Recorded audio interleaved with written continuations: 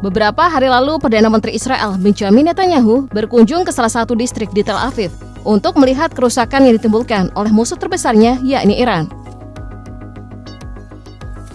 Dalam kunjungan tersebut, Netanyahu jelas melihat bagaimana beberapa bangunan dan gedung bertingkat di wilayahnya hancur akibat hantaman rudal balistik yang dikirim dari Teheran. Netanyahu tentunya sadar bahwa semua ini adalah konsekuensi dari apa yang telah mereka tuai kepada Iran. Namun kerusakan yang ditimbulkan oleh serangan Iran tentunya tidak hanya berfokus di wilayah Tel Aviv saja.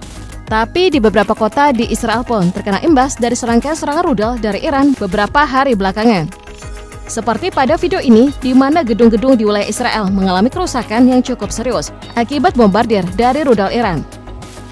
Lantas, bagaimana bisa kerusakan separah ini bisa terjadi di Israel? Apakah Iran memiliki rudal balistik yang mampu menembus seluruh sistem pertahanan udara? Atau justru ini menjadi bukti bahwa perlindungan udara Israel tidak sehebat yang dikatakan? Di sisi lain, ada isu yang tersebar mengatakan bahwa ketika Iran melancarkan serangan balasan untuk pertama kalinya, rudal balistik bernama Fatah 1 memainkan peran penting dalam menembus sistem pertahanan udara Israel. Meskipun belum terkonfirmasi apakah Fatah 1 adalah pelaku dari kerusakan parah di Israel, namun ini adalah sebuah lompatan besar dalam agresi Iran.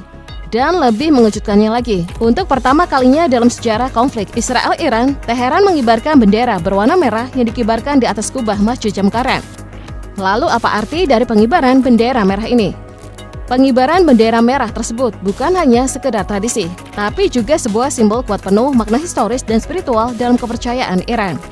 Makna dari pengibaran bendera merah tersebut dikatakan sebagai simbol dari sebuah darah suci yang telah ditumpahkan tanpa keadilan dan menandakan bahwa tugas untuk menuntut balas atau keadilan masih belum selesai. Kebetulan tersebar kabar bahwa Iran sedang menyiapkan sesuatu yang lebih besar dan akan diingat oleh seluruh dunia. Ini membuat dunia khawatir karena bisa saja Iran dengan berani melancarkan serangan senjata nuklir ke Israel sebagai tuntutan balas dendam atas penyerangan di situs nuklirnya.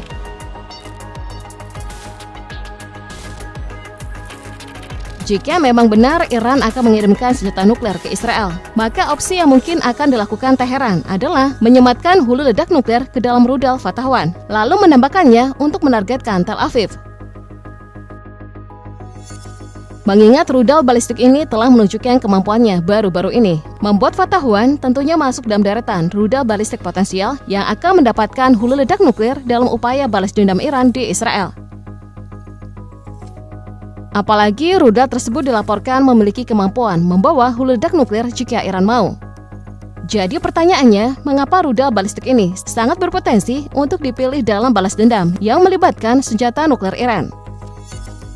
Sebagai rudal balistik jarak menengah hipersonik yang dikembangkan oleh Korps Garda Revolusi Islam dan diluncurkan pada 2023 silam, Fatah 1 memiliki kemampuan spesial yang tidak dimiliki oleh rudal balistik pada umumnya. Itu adalah kemampuan manuver yang dipadukan oleh kecepatan hipersonik. Namun sebelum kita membahas kemampuan spesial dari rudal Fatah 1 ini, mari kita menyelam lebih dalam terkait spesifikasi dari rudal balistik ini.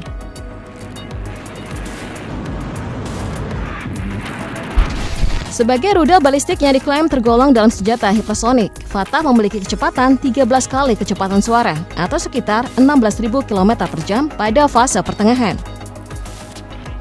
Sementara pada fase terminal, rudal ini mencatatkan kecepatan 5 kali kecepatan suara atau sekitar 6.100 km per jam. Selain kecepatan, Fatah 1 juga tergolong dalam rudal balistik canggih karena memiliki fitur Maneuverable Re-entry Vehicle yang membuat hulu ledaknya mampu menggeser target dalam penerbangan lalu masuk kembali ke atmosfer.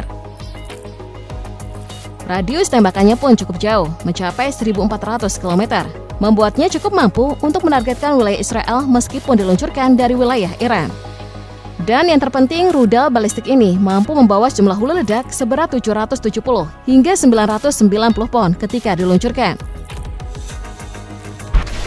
Oke, sekarang saatnya membahas kemampuan spesial dari rudal balistik ini, yakni perpaduan manuver dan kecepatan.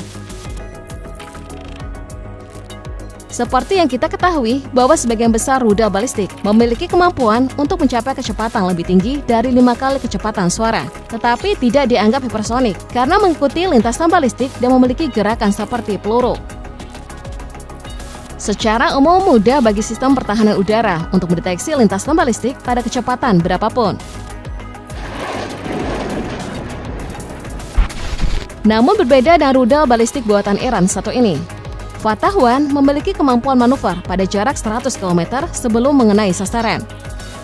Kemampuan manuver pada fase akhir ini merupakan karakteristik penting yang menciptakan perbedaan mendasar dalam klasifikasi rudal.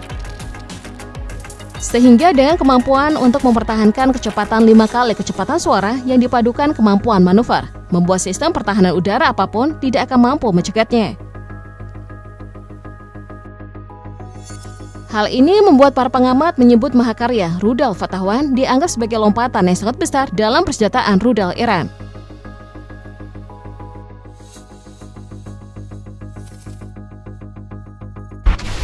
Ini tentu menjadi kekhawatiran besar bagi para pemimpin Israel, di mana Iran memiliki rudal dengan teknologi canggih, sementara program nuklirnya terus berkembang tanpa batas. Apalagi sebuah laporan rahasia yang dituliskan oleh International Atomic Energy Agency atau disingkat IAEA membeberkan bagaimana perkembangan program nuklir Iran yang kian meningkat. Dalam laporan terbaru yang dirilis, IAEA mengungkapkan fakta yang sangat mengkhawatirkan. Sejak Februari 2025, Iran telah mengumpulkan lebih dari 400 kg uranium yang diperkaya hingga mencapai 60%. Angka ini jelas sangat mencolok karena jauh melampaui batas kemurnian yang dibutuhkan untuk tujuan sipil dan sudah hampir menyentuh level yang digunakan untuk pembuatan senjata nuklir. Artinya, Iran semakin dekat untuk mampu menciptakan senjata pemusnah massal yang sangat berbahaya.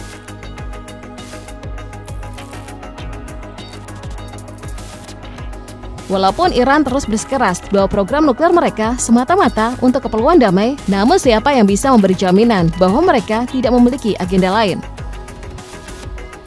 Laporan IAEA bahkan menunjukkan bahwa dengan jumlah uranium yang diperkaya seperti ini, Iran memiliki potensi untuk membuat hingga 10 senjata nuklir jika dilanjutkan pengembangannya. Dengan begitu, fakta ini menempatkan Iran sebagai satu-satunya negara non-nuklir yang memiliki kemampuan memproduksi uranium pada tingkat ini.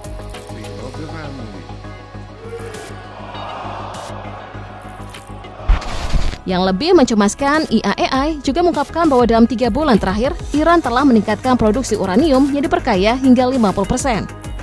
Dengan kecepatan yang luar biasa ini, Iran bisa saja menghasilkan 1 senjata nuklir dalam sebulan. Namun jika kita melihat ke belakang, peningkatan produksi ini mungkin bukan kebetulan. Bisa jadi ini adalah respon dari Teheran terhadap terpilihnya Donald Trump sebagai Presiden Amerika Serikat yang segera meluncurkan kebijakan tekanan maksimal terhadap Iran. Sayangnya, alih-alih memperlambat laju program nuklirnya, kebijakan tersebut justru mendorong Iran melangkah lebih cepat ke arah kemampuan nuklir militer. Pejabat-pejabat Amerika Serikat pun mulai mengingatkan bahwa jika Iran benar-benar memutuskan untuk mengembangkan senjata nuklir, mereka bisa memproduksi bahan baku senjata dalam waktu kurang dari 2 minggu dan dalam hitungan bulan. Bisa saja bom nuklir pertama mereka siap untuk diluncurkan.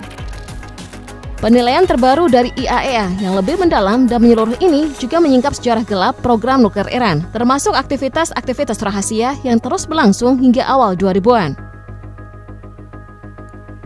Temuan-temuan ini semakin mempertegas kekhawatiran global terhadap niat sejati Iran dalam mengembangkan senjata nuklir.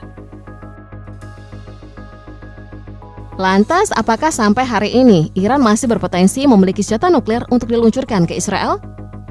Mengingat Israel telah menghancurkan beberapa lusin situs nuklir Iran.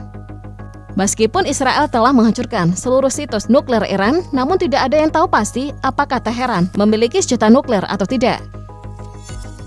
Sehingga sampai hari ini Iran masih berpotensi melancarkan serangan nuklir ke Israel jika mereka ingin. Terlebih lagi, pengibaran bendera merah di Iran telah meningkatkan kekhawatiran bahwa Teheran akan melancarkan pembalasan yang paling mematikan kepada Israel.